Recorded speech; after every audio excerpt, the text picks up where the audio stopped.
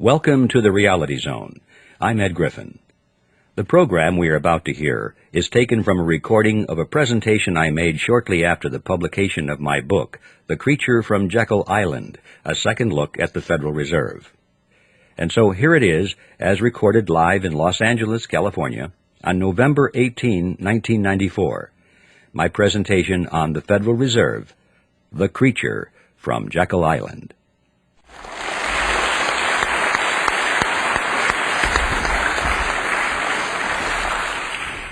Thank you, Ernie, and thank you, ladies and gentlemen. Although, Ernie, I have to tell you, I think I like the short introduction better. I guess there was a lot of traffic out there tonight, so we're getting started quite late. So I think I'll dispense with the usual jokes and all the preliminary remarks and jump right into the topic. And to try and give it some kind of historical perspective, I'd like to go back to the 1st century BC, to a tiny kingdom called Phrygia. It was in Phrygia that there was a philosopher by the name of Epictetus. And it was Epictetus who said, "Appearances are of 4 kinds. Things either are as they appear to be, or they neither are nor appear to be, or they are but do not appear to be, or they are not and yet appear to be." There'll be a quiz on this. When I read that statement, I was sure that if Epictetus were alive today, he probably would be a Harvard professor of banking and economics. Because doesn't that sound like the kind of explanations that we get when you read through the Federal Reserve bulletins trying to tell you what the money aggregates are and that kind of thing? See, what Epictetus did was he took a relatively simple concept, but by the time he was through explaining it, we didn't have any idea what he was talking about. And this is so commonly done today by the experts. Nevertheless, I thought that his statement was pretty good because it provided us with a track to run on, kind of a theme for this presentation. Because, you know, if there's anything in the world that is an appearance which is deceiving, it is the Federal Reserve System. In fact, it is one of those appearances of the 4th kind, which I'm sure you all remember, were those appearances which are not and yet appear to be. So I'd like to use that as my theme for this topic and come back to it now and then during the progress of this presentation, if I remember to do that, and use it as a punctuation point here and there, and as a reminder of one of the most important aspects about the Federal Reserve System that there is to comprehend, and that is that there are a lot of deceptive appearances going on here. I think the best place to begin our story is with the creation of the Federal Reserve System itself. In fact, that takes us right to the reason for the title of the book, The Creature from Jekyll Island. For those of you who are not yet familiar with the background of this story, you should know that Jekyll Island is a real island. It's off the coast of Georgia, and it was on that island in 1910 that the Federal Reserve System was conceived at a highly secret meeting that took place there. When things are done in secret, there's usually something to hide. And so I'd like to tell you that story and document it so that we can find out, first of all, that there was a meeting, that the Federal Reserve was indeed created there, that indeed there was a great deal of secrecy, and then we'll ask the question, why the secrecy? In 1910, Jekyll Island was completely owned by a small group of millionaires from New York. People such as J.P. Morgan, William Rockefeller, and their associates. This is where their families came to spend the winter months. It was a resort island. It was called the Jekyll Island Club. And on the island there was a magnificent clubhouse, which was the center of their social activities. You can visit that clubhouse today. As a matter of fact, the island has since been purchased by the state of Georgia, and the clubhouse has been fully restored. It's a beautiful thing.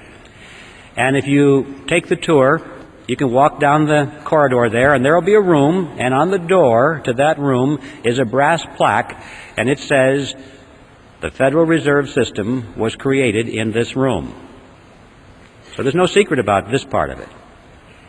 It's a matter of public record.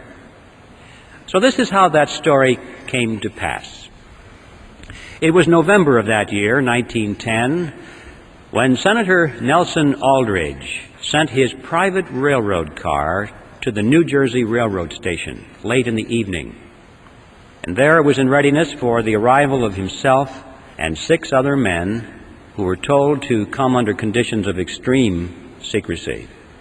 For example, they were told to come one at a time, not to dine with each other on the night of their departure. They were told to avoid arriving at the same time if they could. If they should happen to show up at the same time, they were instructed to pretend not to even know each other. They had to avoid newspaper reporters because they were well-known people, and newspaper reporters often frequented the railroad station. Had they been seen, questions would have been asked, especially if several of them had been seen together. One of the men carried a shotgun in a big black case, so that if he had been asked where he was going, he was prepared to say that he was going on a duck hunting trip. The interesting thing about that is that we find out from his biography that this man never fired a gun in his life. He didn't even own one. He borrowed that shotgun just for the purpose of deception and camouflage. Even after they got on board this private railroad car, this pattern continued. They were instructed to use their first names only, to avoid last names. And a couple of them even abandoned their first names and chose code names. The reason for that was so that the servants on board the train would not know who these men were, because they were afraid if the servants had talked about it, word had leaked out in that fashion, then the purpose of the meeting could have been defeated. So absolute secrecy was essential all the way up and down the line. The private railroad car traveled for 2 nights and a day on a 1,000-mile journey to the south. And when they awoke the second morning, the car was on the siding at Brunswick, Georgia. There they took a ferry boat across the inland strait to Jekyll Island, then to the clubhouse. And for the next 9 days, they sat around a table and they hammered out all of the important details of what eventually became the Federal Reserve System. When they were done, they went back to New York. And for quite a few years after that, they denied that such a meeting ever took place. It wasn't until after the Federal Reserve System was firmly established that only then did they begin to talk openly about their meeting and what they accomplished there. Several of them wrote books on it.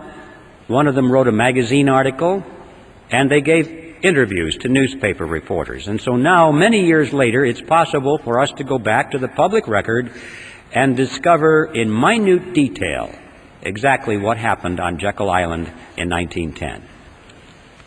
Now, who were these 7 men? The first one I've already mentioned, Senator Nelson Aldrich. He was the fellow that owned the private railroad car. He was the Republican whip in the Senate. He was chairman of the National Monetary Commission, which was that special committee of Congress created to make a recommendation for legislative reform.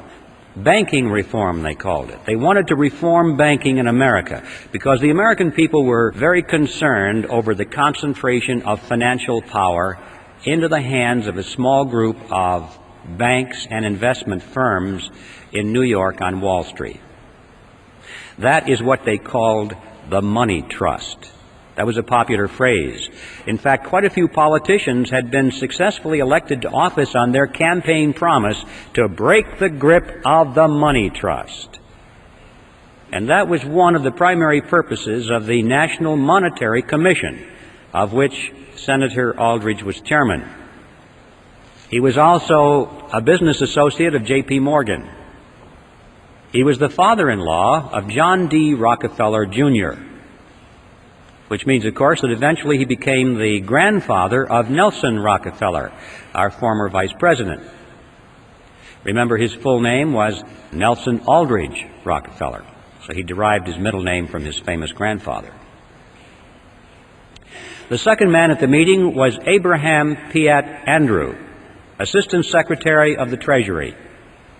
Later, he became a congressman, and throughout his career, he was very important in banking circles.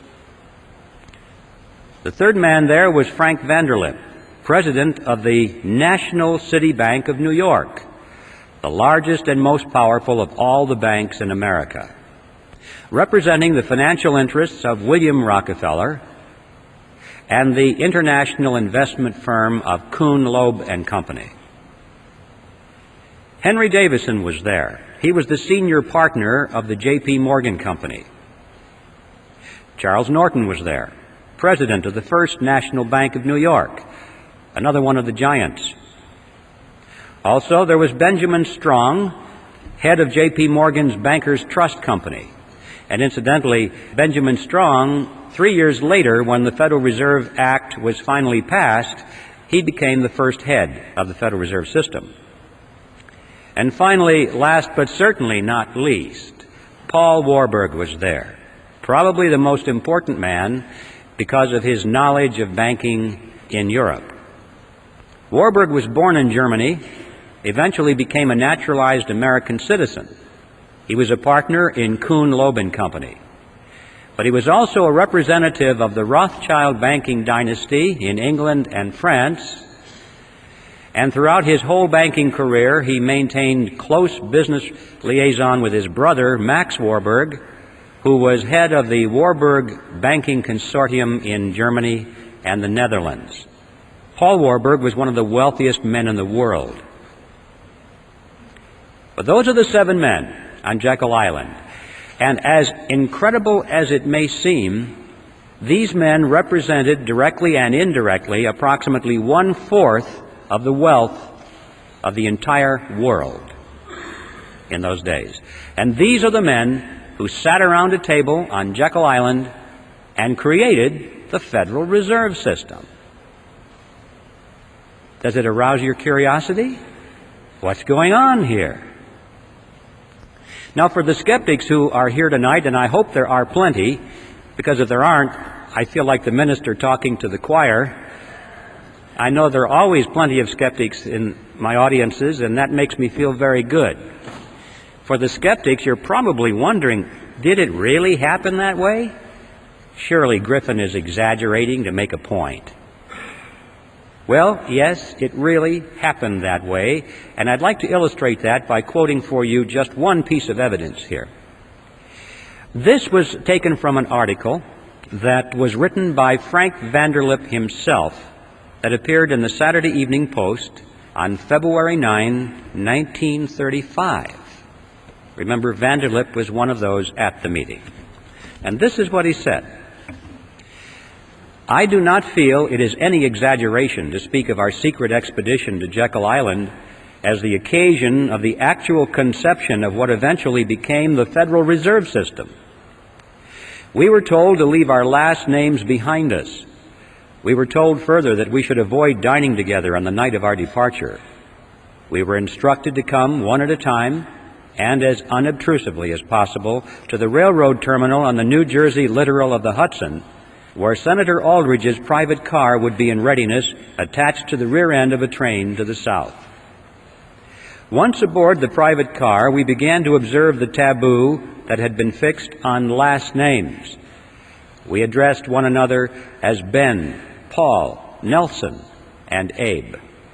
Davison and I adopted even deeper disguises, abandoning our first names. On the theory that we were always right, he became Wilbur and I became Orville, after those 2 aviation pioneers, the Wright brothers. The servants and train crew may have known the identities of 1 or 2 of us, but they did not know all. And it was the names of all printed together that would have made our mysterious journey significant in Washington, in Wall Street, even in London. Discovery, we knew, simply must not happen. Well, why? Why the secrecy? What's the big deal here? What's wrong with a group of bankers going to a private location and discussing banking or banking legislation? And the answer to that is provided by Vanderlip himself in the same article. He said, if it were to be exposed publicly that our particular group had got together and written a banking bill, that bill would have no chance whatever of passage by Congress. Why not? Because the purpose of the bill was to break the grip of the money trust. And ladies and gentlemen, it was written by the money trust. It's as simple as that. Had the public been aware of that fact, at the beginning we would never have had a Federal Reserve System. That was like asking the fox to build the hen house and install the security system. Absolute secrecy was essential for that reason. Congress would never have gone for it. The public would never have gone for it. So there we're face to face with a very important fact about the Federal Reserve System that is not generally known today. It certainly wasn't known then. And that it was formed in secrecy because there was deception at work here. But there's more to it than that. Much, much more. Analyze for a moment the composition of that group. Doesn't it seem strange to you that these men were all together? Here we had the Morgans, the Rockefellers, Kuhn, Loeb and Company, the Rothschilds, the Warburgs, all sitting around a table here, coming to an agreement. Anything strange about that mixture? Well, ladies and gentlemen, these were competitors. What's going on here? Competitors sitting around, coming to an agreement. These were the giants in the investment field, which prior to this period were beating their heads against each other, blood all over the battlefields, fighting for dominance in the financial markets of the world, not only in New York, but Paris and London, everywhere. And they're coming to an agreement of some kind. This is an extremely important fact that is generally overlooked, because it happened precisely at that point in American history, which is sometimes described in our history books as the period of the dawning of the cartel. This was that point in American history when a major ideological transition was taking place in business. Big businesses which had grown to great power and size and prosperity through the process of free enterprise competition, which is what made this nation great and allowed us to surpass the old world, now we're in the throes of converting their ideology to that of monopoly, the avoidance of competition. It was John D. Rockefeller I who said it. He said, "Competition is a sin." And it became the destiny of these people to avoid competition now at all costs. Their life effort was to eliminate their competition if they could. If that was impossible, then to buy them out. If that was impossible, then to join with them in a shared monopoly, which is called a cartel. And this was the period of history when that transition was taking place very rapidly in all industries. For the 15-year period prior to the meeting on Jekyll Island, these financial groups of which we are speaking had increasingly come together in joint ventures rather than compete with each other. They found that it worked. They liked it. And the meeting on Jekyll Island was the culmination of that process. And now we come to the second astounding realization about the Federal Reserve System, is that it is not a government operation at all. It is, in fact, a cartel. They created a banking cartel and legalized it by law, passed a law to make it legal and to enforce it. That is an amazing understanding of the Federal Reserve that you're not going to find taught in your textbooks. It is a cartel. But there is a third element that is even more important than those two for an understanding of what it's doing to us. And the third element that we must understand is that this cartel went into partnership with the government.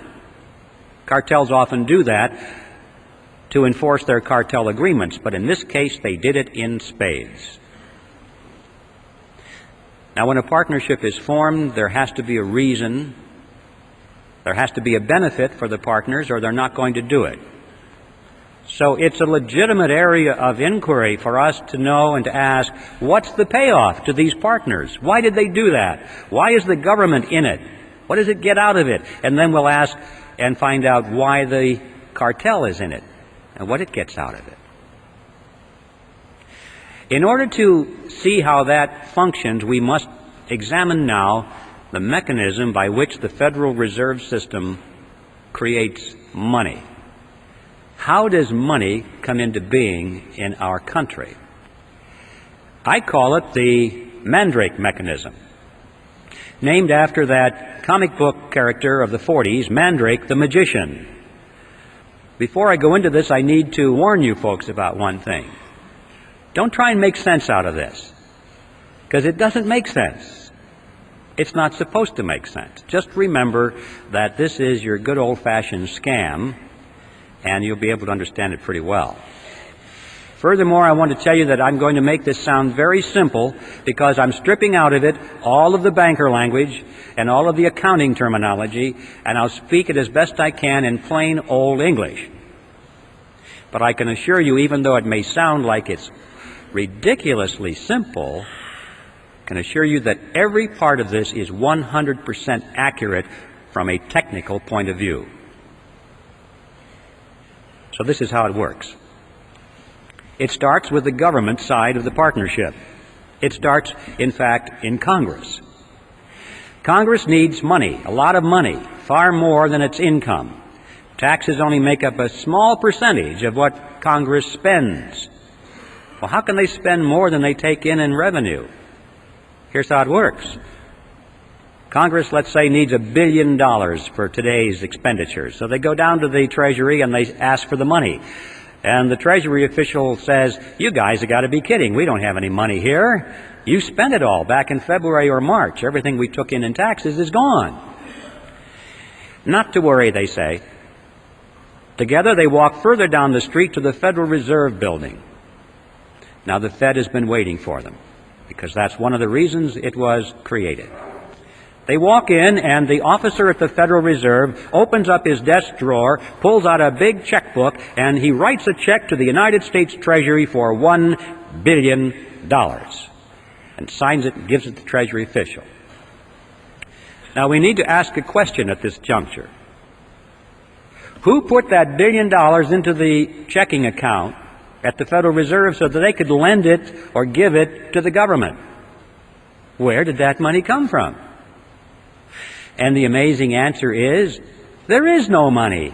In fact, technically, there isn't even a checking account. There's just a checkbook.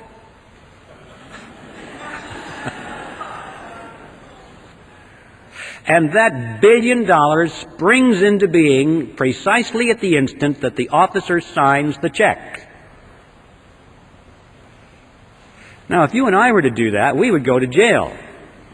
But they can do it because Congress wants them to do it. This is, in fact, the payoff.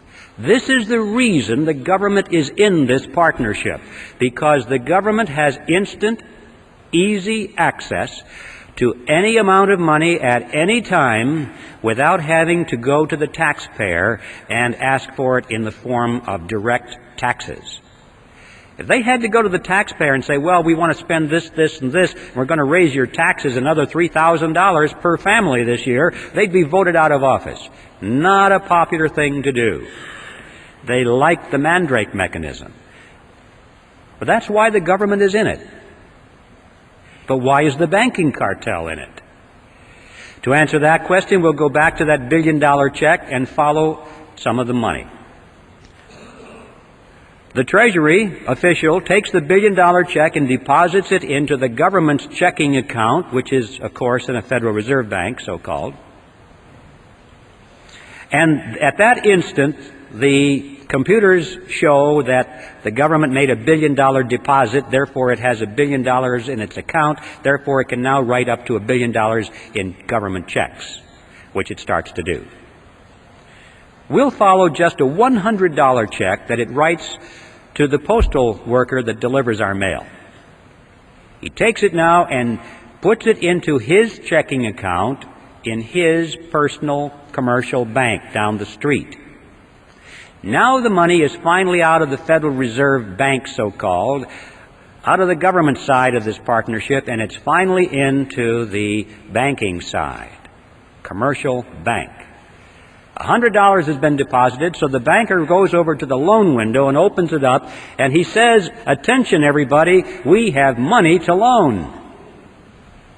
Somebody just deposited $100. We have money to loan."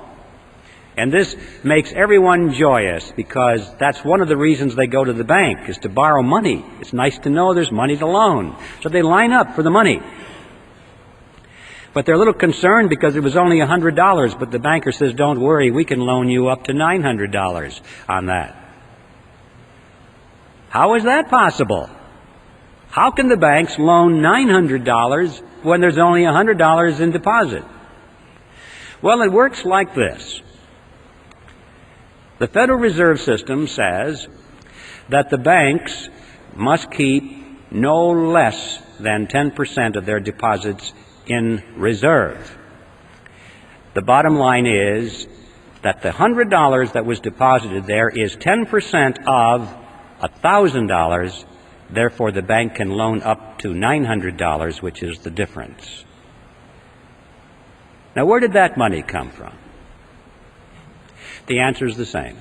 There was no money. That springs into being at precisely the point at which the loan is made. Now, let's analyze it. An important difference here between these two functions. The money that was created out of nothing and given to the government was spent by the government for its projects. On the other hand, the money that was created out of nothing for the banks, they didn't spend that for their projects. They loaned it to us for our projects. But they collect interest on that loan. So the bottom line is that they collect interest on nothing, which is not too shabby. This is why the banking cartel is in the partnership, because all of this becomes legal. Interest on nothing. What are the consequences of this? This money that is created out of nothing goes out into the economy, and these new dollars dilute the value of the old dollars that were already out there. It's like pouring water into the pot of soup. It dilutes the soup. When you pour all these new dollars into the economic pot, it dilutes the dollars that are there, and so prices start going up and up and up, and we have this phenomenon of inflation, which is the appearance of rising prices. I emphasize the word appearance because in reality prices do not rise. What's really happening is that the value of the dollar is going down. If we had a money which was based on gold or silver or anything else that had intrinsic tangible value that they couldn't just create out of nothing, you would find that prices would remain stable over a long period of time. And to illustrate that point, it's interesting to know that if we had lived in ancient Rome, we would have been able, with a 1-ounce gold coin, to buy a very fine toga, a handcrafted belt, and a pair of sandals. Well, today, what can we buy with a 1-ounce gold coin? We can go into any men's store and buy a very fine suit, a handcrafted belt, and a pair of shoes. The real price of those items hasn't changed in thousands of years when expressed in terms of real money. But when expressed in terms of those paper things we carry around, Federal Reserve notes, we call them dollars, they're not, they're Federal Reserve notes, they buy less and less and less because there are more and more and more of them being pushed into the economic pot of soup. We're still not done with the analysis. So we lost some purchasing power. Where did it go? Did anybody get it? People don't ask the question, did somebody get my lost purchasing power? It's as though, well, it just evaporated. It went up into heaven or someplace. It's just gone. No. For every loser, there is a winner. Somebody got your lost purchasing power. Who? Let's track it. Those people who got the lost purchasing power were the ones who were right at the point where the new money was injected into the pot. Because they got their hands on it first, and at that point it had full value. But by the time they spent it and gave it to the next person, and then they spent it and it started moving out toward the edge of the pot where most of us are, then it lost its value. But the ones up at the nozzle were the ones that had gained on our lost purchasing power. Who are they? Well, it's clear that the government is number one, isn't it? Because that first check, that billion-dollar check that we tracked, went to the government, number one. They got it first. What about the money created on the banking side of the partnership? Who got that first? Well, the borrowers, didn't they? The ones that lined up at that window. That was the nozzle. Now, this is something that we all recognize. In times of inflation, everybody says it's wise to borrow. Why? Because you borrow dollars, but you pay back in dimes. Inflation erodes that thing, and you have contracts, and you pay back with money that has less and less value. So the poor guy that gets your payment at the end of the line has lost his purchasing power, but you gained it because you were smart enough to borrow in times of inflation. That's the way it works. That's one of the reasons they entice people into debt, because it's the smart thing to do. What they don't tell you, however, is that what you are gaining from this process, you are turning around and having to pay to the bank in the form of interest payments on that loan. Interest on nothing. The bank is actually capturing your gain through interest payments. Now, sometimes you have paper profits. Oh, look at the value of this real estate. Look at the value of this stock. People are paying more and more for it. But don't forget, ladies and gentlemen, that economic conditions can change, and these paper assets can contract as well as expand. And when the economy does contract, as usually it does, always does, then people are wiped out. They don't realize that the boom-bust cycles that we have had since the creation of this Federal Reserve mechanism is like a sawtooth. The economy expands slowly for long periods of time, 10 years, 20 years, 30 years, and people think this is going to go on forever. And then, boom, it comes down, usually very quickly.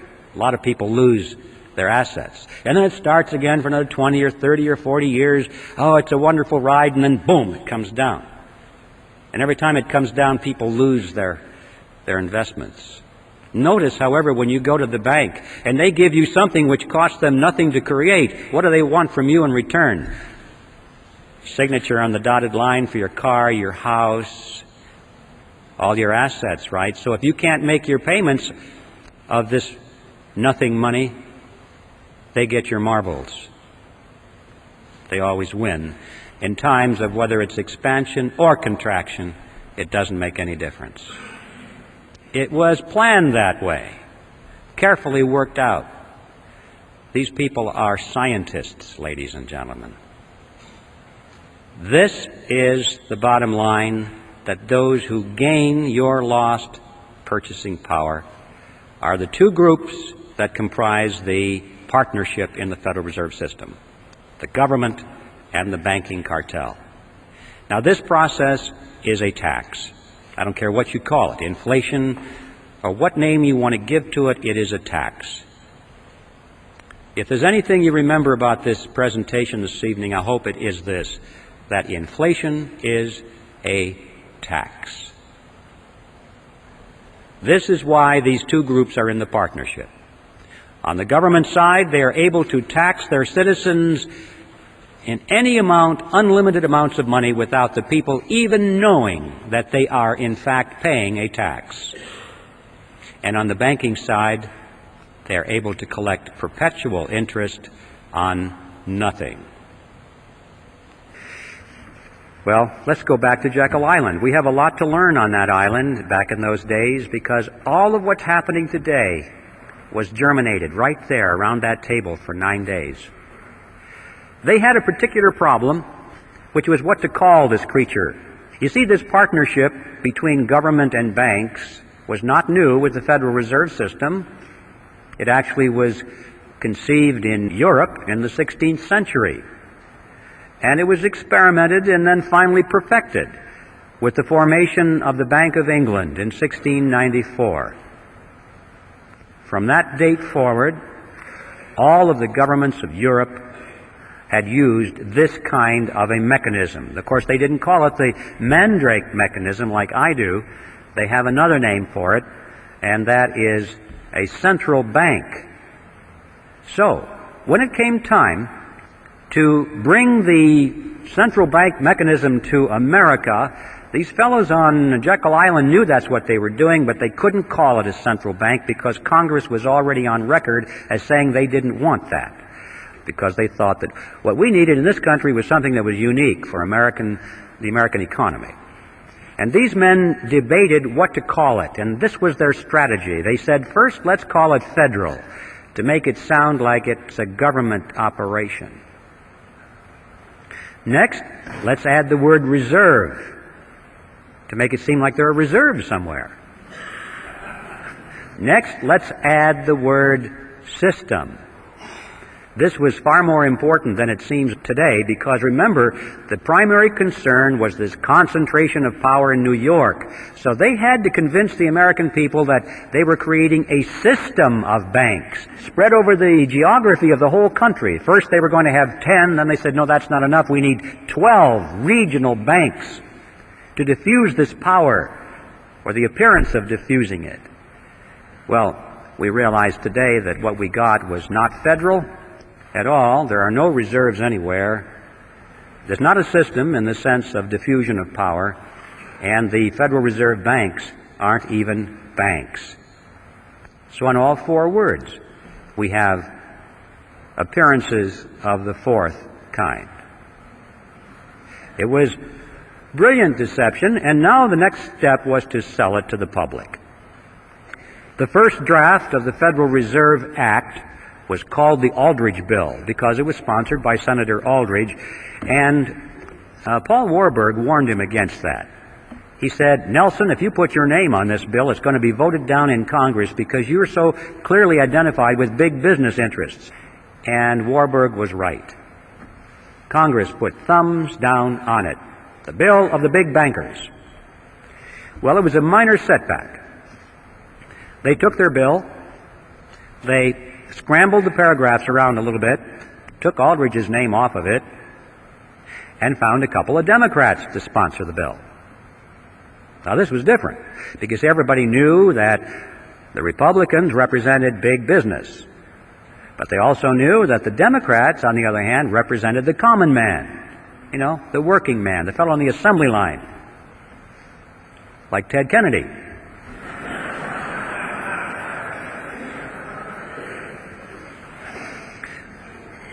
So they found a couple of millionaire Democrats to sponsor the bill.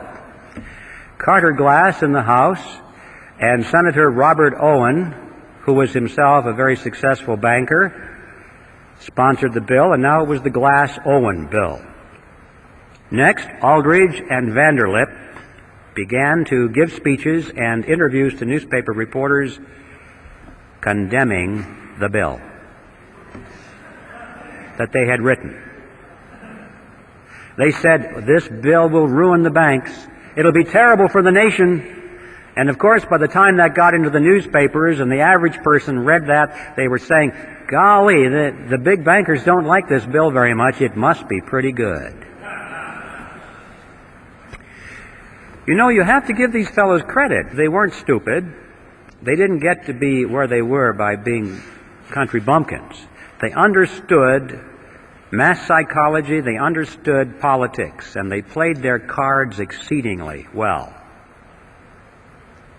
Meanwhile, these same individuals were, out of their own pockets, financing so-called grassroots study clubs that were springing up all over the country, holding public meetings, printing and distributing pamphlets extolling the virtues of the Federal Reserve Act. They gave huge amounts of money to some of our better-known universities in America. established new departments of economics, handpicked their own people to be the professors to chair those departments. And then those professors began to give speeches and write scholarly essays about how wonderful the Federal Reserve System was. And then at the insistence of Paul Warburg, they added a few excellent provisions to the bill, provisions which seriously restricted the ability of the Federal Reserve System to create money out of nothing.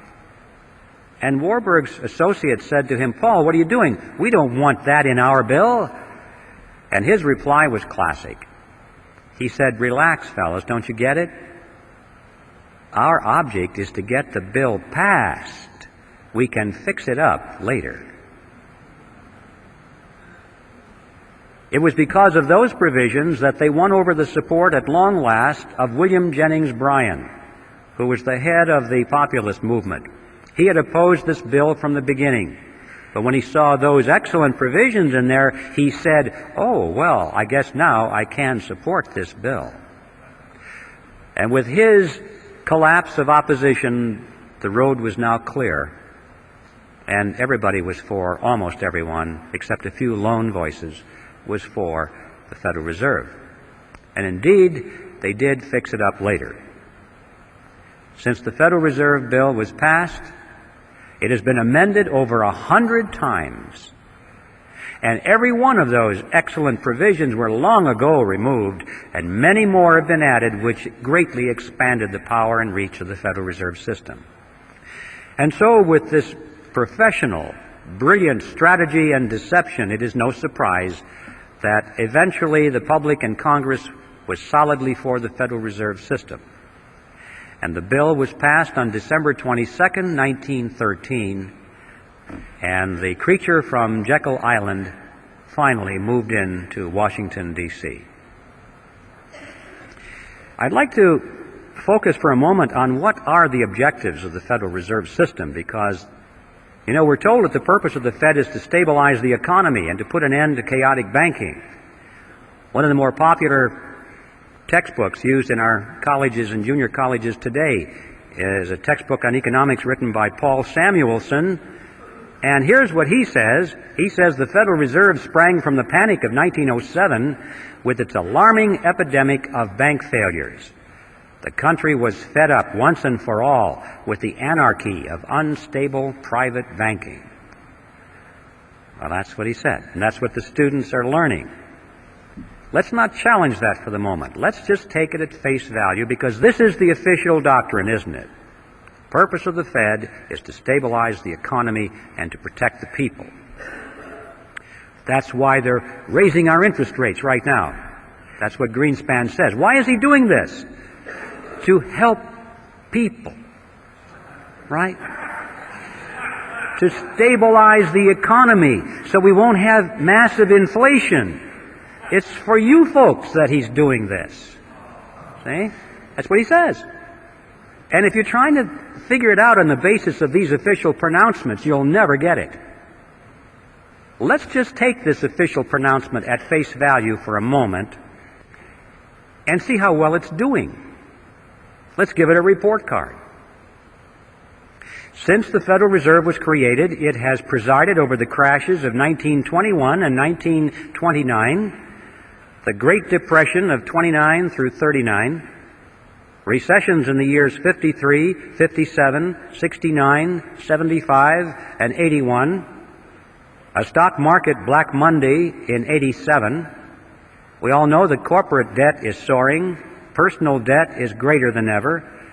Both business and personal bankruptcies are at an all-time high. Banks and savings and loan associations have failed in larger numbers than ever before.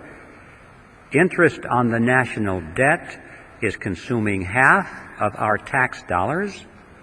Heavy industry has all been but replaced by overseas competitors. We're facing an international trade deficit for the first time in our history. 75% of downtown Los Angeles and other metropolitan areas is now owned by foreigners, and over half of the nation now officially is in a state of recession. Now, that's the report card of the Federal Reserve System after 80 years of stabilizing our economy. I don't think it's even controversial to say that it has failed to meet its stated objectives. The only controversial issue is, why has it failed? And my answer is, because those have never been its true objectives. What are its true objectives? Well, what are the objectives of any cartel? To enhance the profit margins of the members of the cartel and to stabilize their position in the market. If we hold that in mind, now we get a different picture folding before us. Now they're not failing at all. They're succeeding.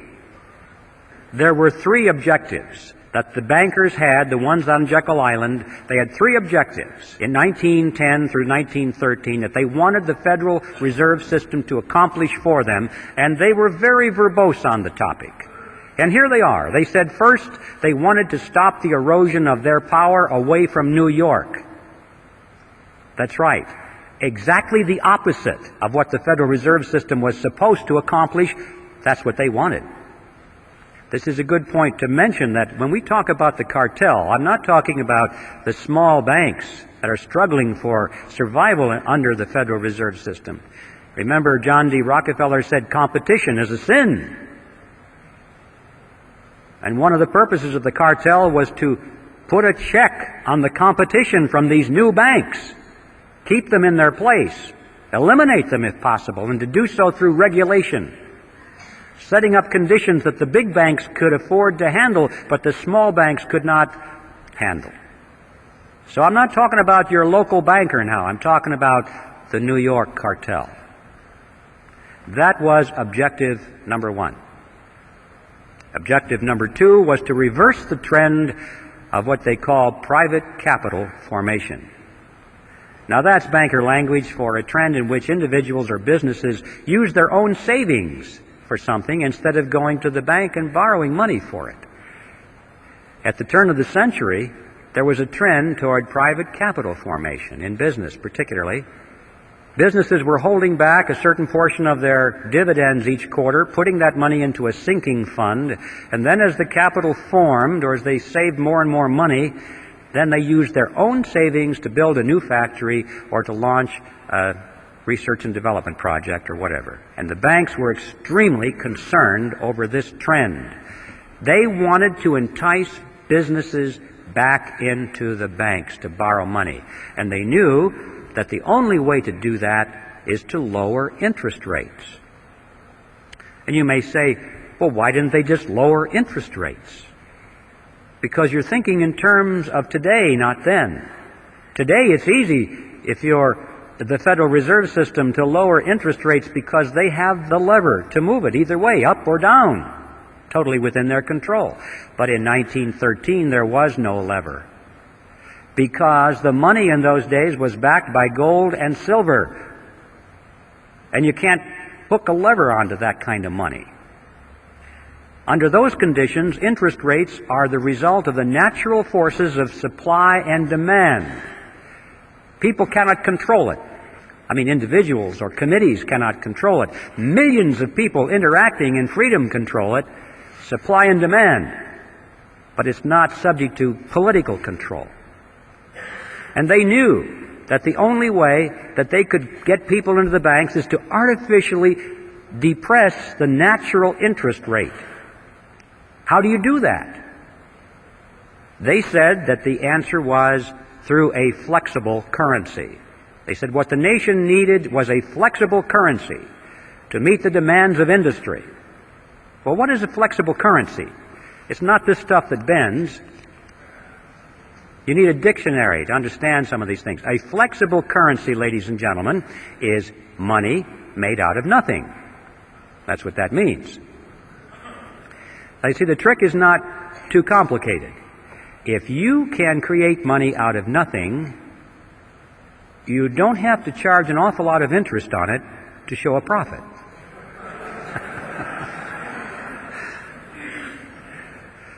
So, with a flexible currency, they could lower the interest rates below the natural level, still make plenty of profit on it, and entice the businessmen back into the banks.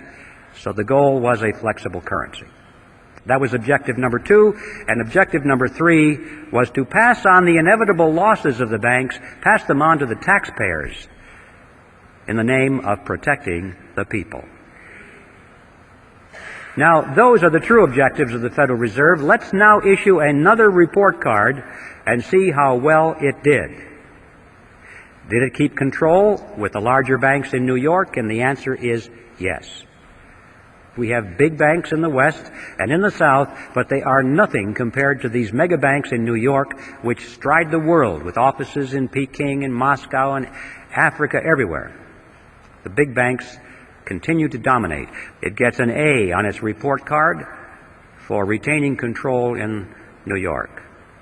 What about reversing the trend toward private capital formation? Boy, did it ever. Interest rates have been pushed down over periods of time. They're so attractive that individuals and corporations thought they were crazy not to take advantage of those low interest rates. Why save your money? That's stupid. So they were all enticed into the banks because of a flexible currency. And then, of course, they get loaned up to the eyebrows and something happens in the economy and you can't service your debt anymore, you go bankrupt. Right now, there are many corporations and individuals just hanging in there by the skin of their teeth because they're trying to service their debt. And it's an amazing fact that many of these large corporations are now sending more money every quarter to the banks as interest payments than they send to the stockholders as dividends. Just think about that. The banks, who made the money out of nothing, are making more money out of large segments of our industry than the people who worked for their money, saved their money, invested their money, risked their money to purchase ownership shares in those corporations.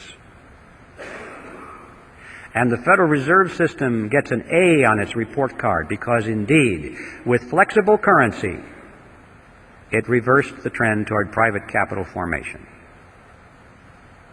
Were they able to pass along their losses to the taxpayer in the name of protecting the people? Maybe you missed that part of it, but it's called bailout. The game called bailout. It is played something like this. Whenever one of the large banks gets into trouble because someone it has loaned money to, either a big corporation or a third world country, can no longer pay its debt, so the bank is in trouble. It goes to Congress, and it carefully explains to Congress that it must bail out that corporation or that third world country, because otherwise it's going to hurt the people of America.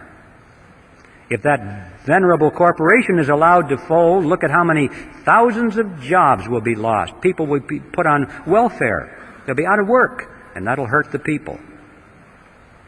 If that country down in South America cannot pay its loan, Uncle Sam better pay it for him, because otherwise the venerable bank in New York will have to write the loan off of its books, and then technically it'll be bankrupt. It may have to close its doors. It would collapse. And look at the thousands of people who have money in that bank who would be hurt by that. And who knows, that bank is such a big bank, if it fell, it might be the first domino, causing all the other banks to fall. And we could have a major recession or depression on our hands, and look how the people of America would suffer. And so Congress dutifully runs to the front and says, yes, yes, we don't want any of that to happen. And they vote the funds to guarantee the loans, or in some cases to make outright payments to keep that river of interest payments going to the banks. Not the small banks, the big banks. Here are some of the games you may have missed. Penn Central Railroad was bailed out in 1970. Lockheed Corporation also in 1970, Commonwealth Bank of Detroit in 1972, New York City in 1975, Chrysler Corporation in 1978, First Pennsylvania Bank in 1980, Continental Illinois, the largest of the banks so far, in 1982, and all of those countries in the third world who can no longer make their interest payments are now making their payments because they got the money from the International Monetary Fund and the World Bank, which got it from the Federal Reserve System, which got it from you and me through the Mandrake mechanism. And my final topic before I reach the conclusion is one that I think you'll find interesting, and that is usury. In the old days, the biblical times, usury was defined as interest on a loan. Any interest on any loan was usury. Well, in modern times, that's been redefined to mean excessive interest on a loan, not moderate interest, because, this is in keeping with the concept that if we work hard for our money, we save our money, we don't spend it, we sacrifice its pleasure, and we loan it to somebody for their venture, we're entitled to a reasonable return for that sacrifice. A reasonable interest seems fair and logical to most people. But what is this thing, excessive interest? Thomas Edison said, "People who will not turn a shovelful of dirt on the project, nor contribute a pound of materials, will collect more money than will the people who will supply all the materials and do all the work." I wondered about that when I read it. I thought, was Tom exaggerating? So I got my calculator out and I punched in the numbers. I took, for an example, a $100,000 house to be built. I assumed that $30,000 was going to go for the land and the architect's fees and the permits, that $70,000 would go for the actual construction of the house, the labor and the materials. I assumed that the buyer would go to the bank, put 20% down, take out a 30-year loan at 10% interest. I punched in the numbers, and I found out that the borrower will pay to the bank in interest $172,741 as compared to $70,000 paid for those who did all the labor and did all the work. In other words, the bank will earn 2.5 times as much money as those who produced. You may say, well, yes, but don't forget the time value of money. When you save money and you sacrifice its use, and 30 years is a long period of time and all this. No, not this money, ladies and gentlemen. Nobody worked for this money. Nobody sacrificed. Nobody saved it. This money was created out of nothing. And I suggest that $172,741 interest on nothing is excessive. I think it's time for a new definition of the word usury. Any interest on any loan of fiat money, meaning money made out of nothing.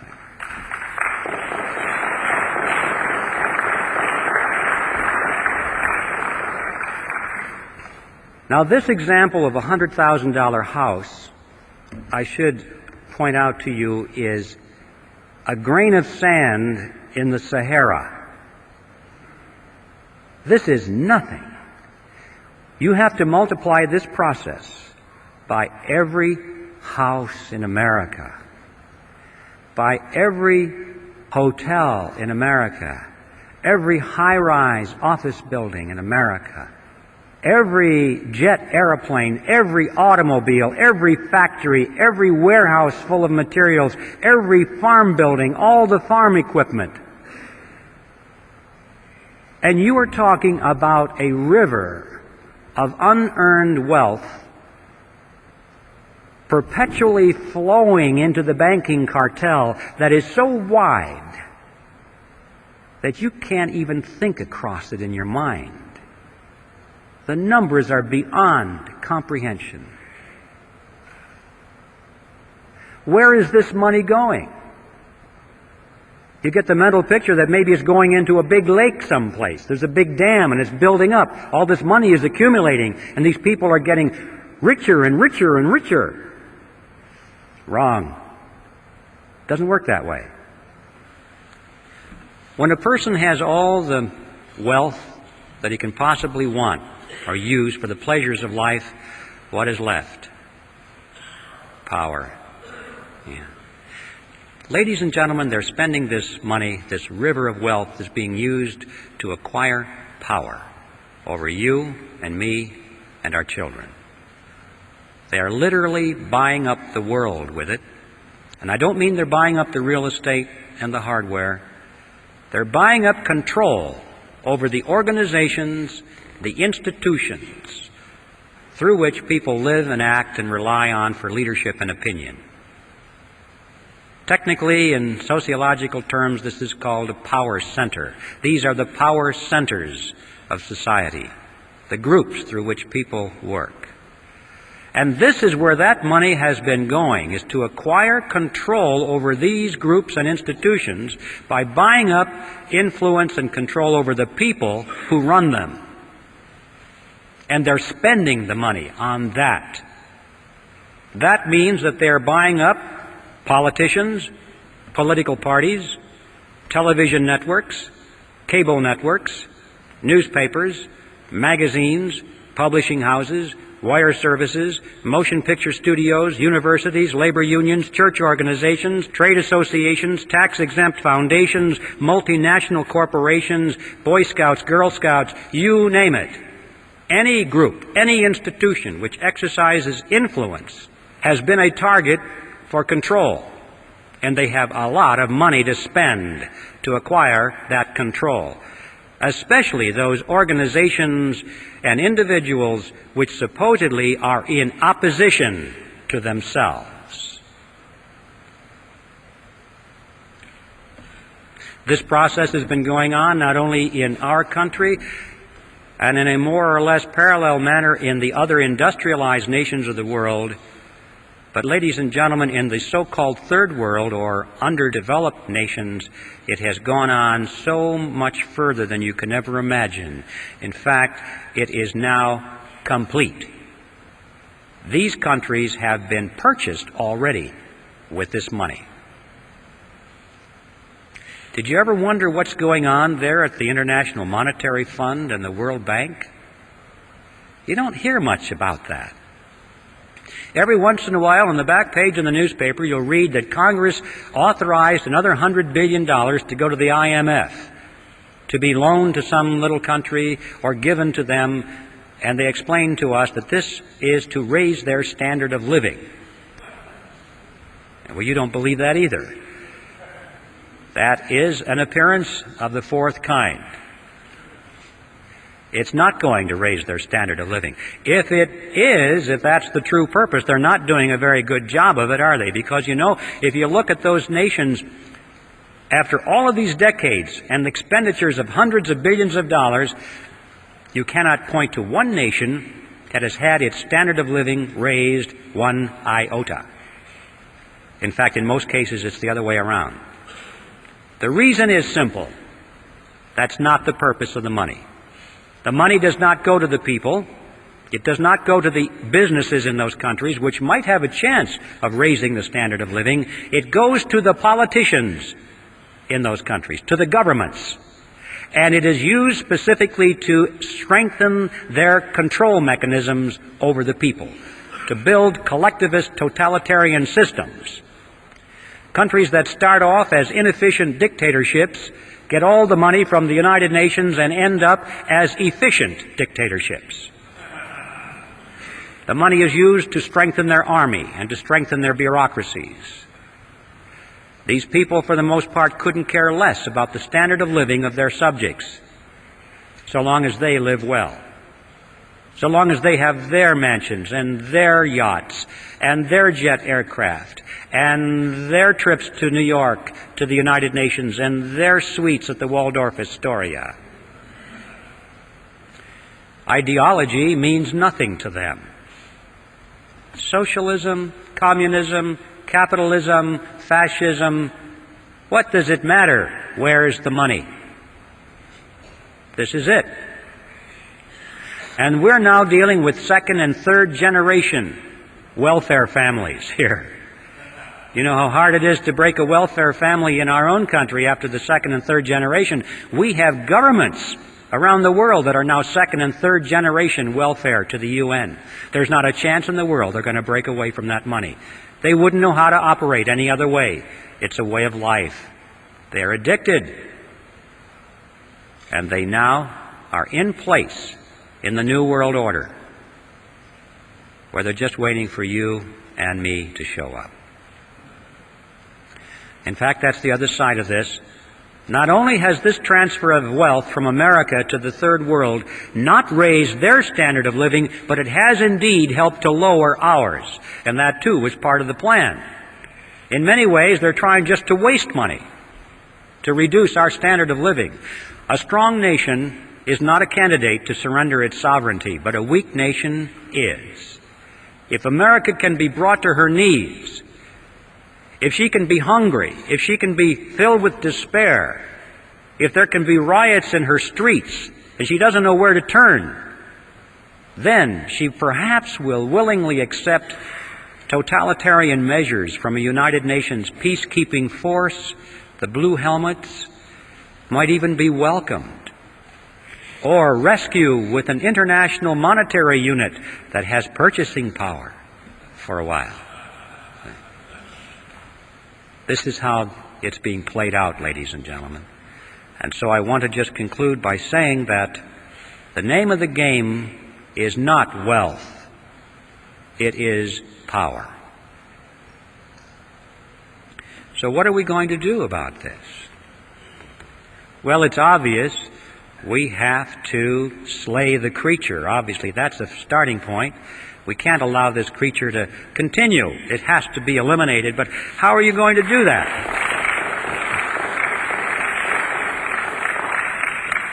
We're going to do it in Congress. Congress created the Federal Reserve System, and Congress can abolish the Fed. But we have to build some fire under the chairs of those congressmen.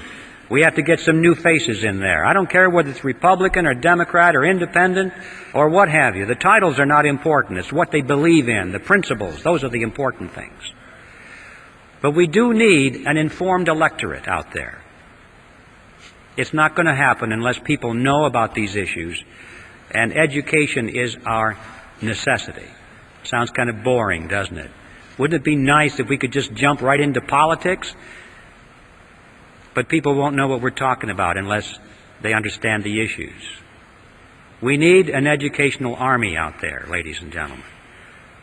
And it's time to enlist. As Patrick Henry would have said it, in fact, as he did say it, our brethren are already in the field. Why stand we here idle?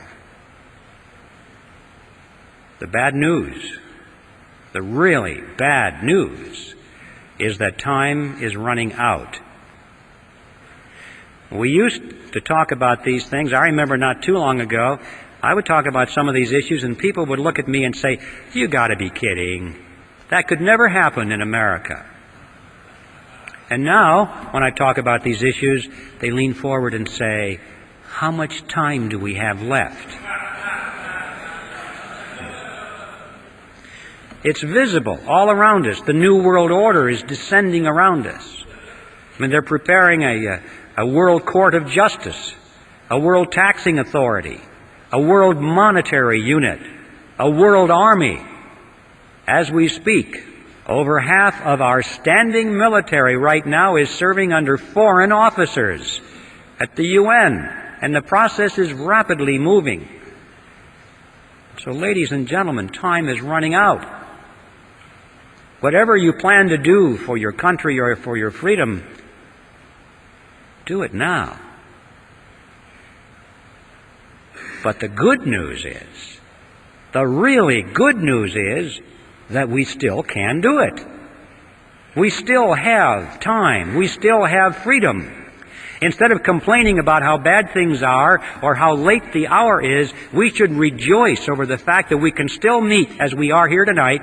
We can still talk openly. We can still advocate such things as the abolition of the Federal Reserve System. We still have elections. We should rejoice on that fact. All we have to do is go out and work like our very lives and our freedom depended upon it. Because they do. And I think a good place to begin is to send Epictetus back to Phrygia. and to convert that grand appearance of the fourth kind into a disappearance of the first kind. Thank you very much.